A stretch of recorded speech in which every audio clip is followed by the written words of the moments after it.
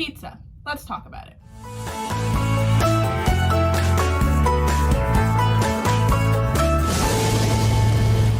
"98% of Americans eat pizza, but 54% love it." Do you know what your last meal on Earth would be if you were to die tomorrow? Well, 33 million Americans say that pizza would be their last meal if they were to die. What is pizza? Pizza is a dish of Italian origin that consists of flatbread, usually in a circular shape, made with wheat flour, that typically has mozzarella and tomato sauce. It's also baked at a high temperature in a wood fire oven. According to History.com, flatbread with toppings was consumed by ancient Egyptians, Romans, and Greeks. However, the modern birthplace of pizza is in a southwestern city called Naples. Naples, Italy was filled with working population who mainly lived outdoors in one-room homes. Because of this, Neapolitans needed expensive foods that could be consumed quickly. Pizza perfectly fit into this category. But how did pizza make its way to America? Immigrants from Naples to the United States began replicating their pizzas in New York and other American cities like Trenton, New Haven, Boston, Chicago, and St. Louis. They didn't originally set out to make a culinary impact, but soon the tastiness of Italian pizza caught the attention around the world. Gianardo Linguina opened the first American pizza shop on Spring Street in New York City in 1905. Shortly after, the concept of pizzerias took off around the United States. Did you know that there's actually a reason why pizza is so popular? Humans are drawn to food that are fatty, rich, and complex. And pizza has all of these components. The cheese is fatty, the meat toppings tend to be rich, and the sweet sauce complements everything together. Pizza toppings are packed with this compound called glutamate. Glutamate can be found in the tomato sauce, the cheese, and the toppings such as the pepperoni and sausage. When glutamate hits our tongues, it tells our brains to get excited. This causes our mouth to water in anticipation for a next bite, which in turn makes us want more. When the combination of all of these ingredients combine, they create completely different flavor combinations that change the way our mind think about it. Cheese and tomato sauce are good on their own, but when combined, create a completely different marriage. According to culinary scientists, it's actually a completely different flavor. Everything is caramelized together. Getting to that, what is caramelization? Caramelization happens when food and sugar becomes brown. This usually happens between 230 degrees and 320 degrees. Caramel is made from several thousand components, which makes it one of the most complex and rich things in the cooking history. On a pizza, ingredients like tomatoes, onions, all become brown and more sweet and flavorful because of the reaction of the caramelization. That brown and crispy crust is also due to caramelization. While the meat and cheese get brown on your pizza, it's a little bit different. It's actually called the Maillard reaction. This was named after Louis Camille Maillard. The Maillard reaction occurs when amino acids in the high protein foods like cheese and pepperoni react to the sugars in the foods when heated. Pepperonis that become crispy with curled edges and cheese that browns and bubbles are all examples of how the Maillard reaction actually works. Can pizza actually even be healthy? Well, people have different contrasting ideas about this.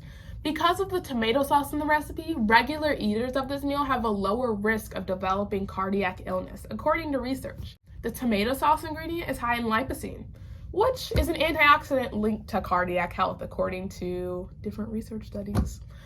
However, health benefits are only available to those who consume hot pizza rather than cold pizza.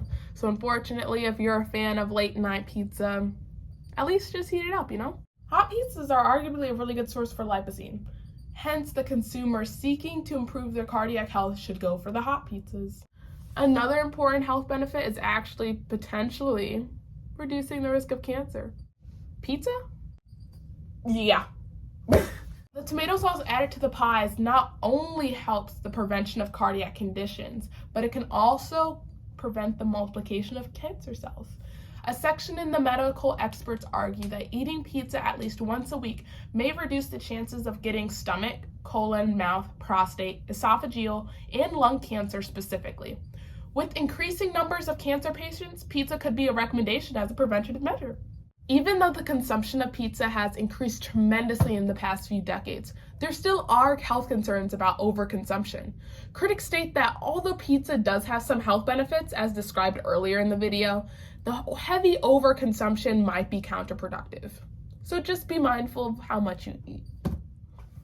I'm going to be showing you how to make a healthier version of a meat lover's pizza.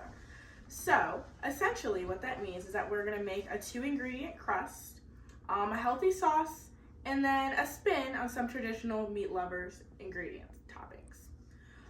So we are going to start with the pizza crust. The first thing that we need is 2/3 of a cup of self-rising flour, 2/3 a cup of non-fat plain Greek yogurt. Now we have to mix until combined. Using a variety of different seasonings, now you're going to season to taste.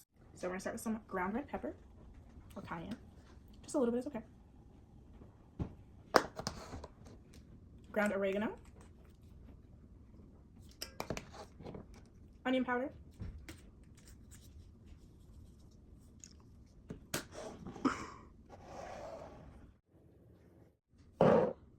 Salt. Salt-free seasoning.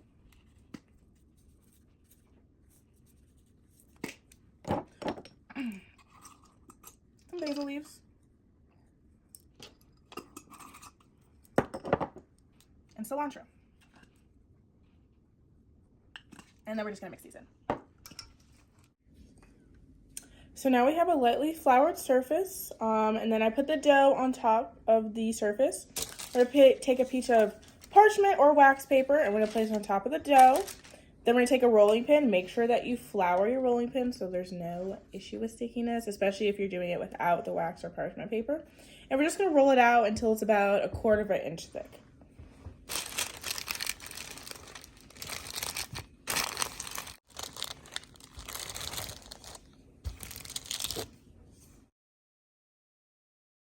Instead of actually rolling out the dough, we would recommend putting it directly onto the tray and then spreading it out that way.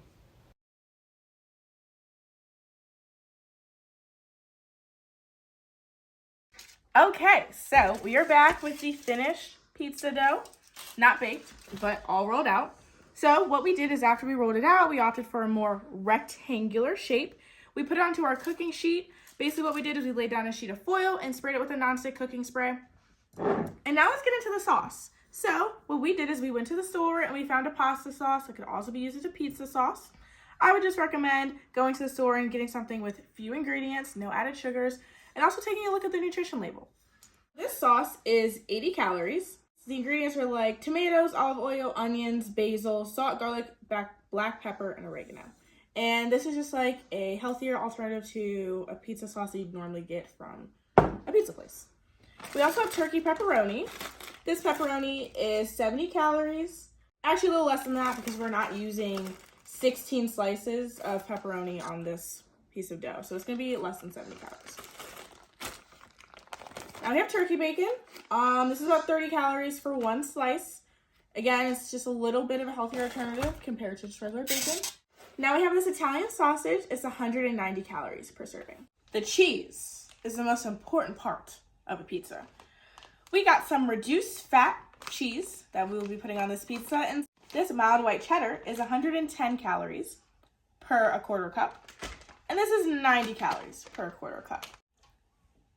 Okay, so just to cook the turkey bacon, you can cook it just like regular bacon, although it's not. You can put it just right in the pan. I'm also going to cook it right along with some of the Italian sausage, just because of the fact that the pizza is pretty small.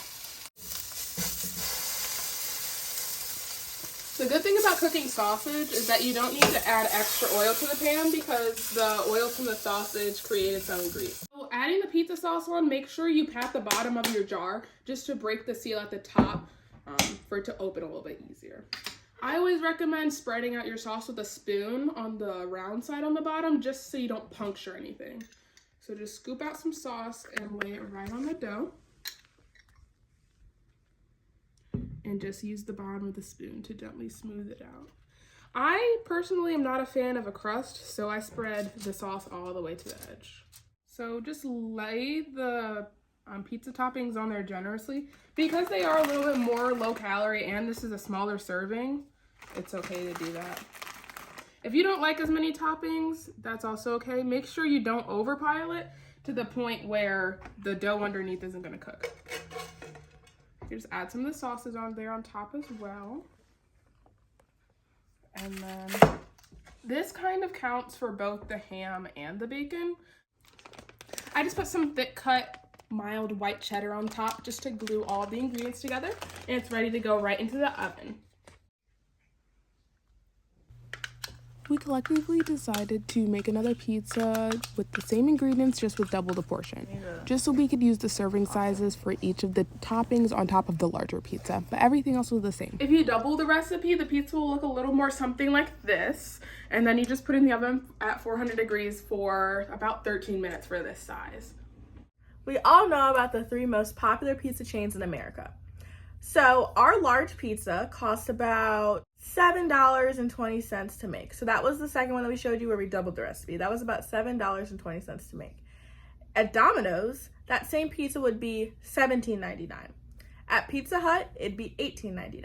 And at Papa John's, it'd be $18.69. So that puts you into perspective a little bit. Make ours.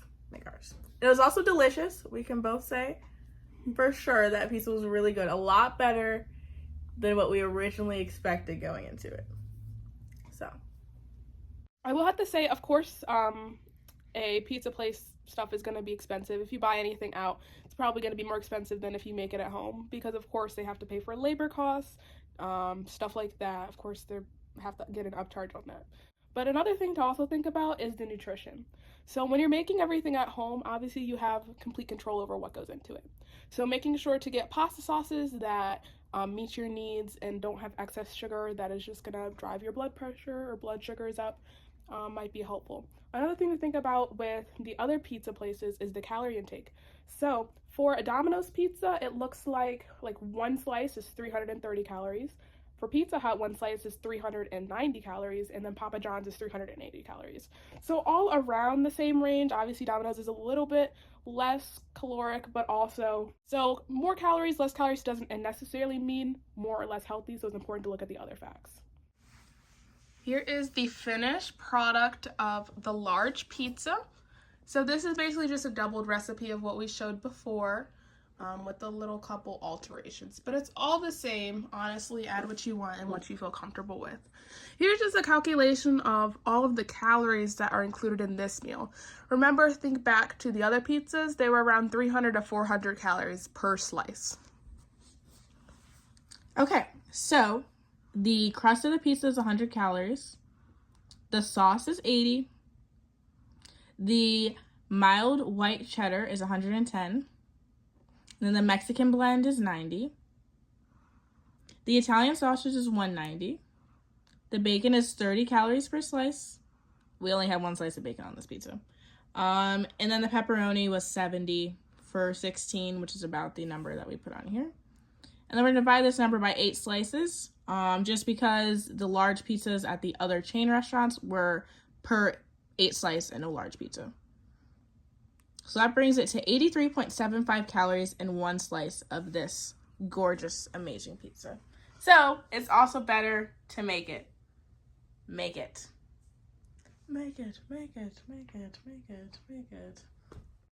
Just for reference, each of these slices is 85 calories. And obviously these are very topped with toppings. We just put one serving on the pizza for each of the toppings.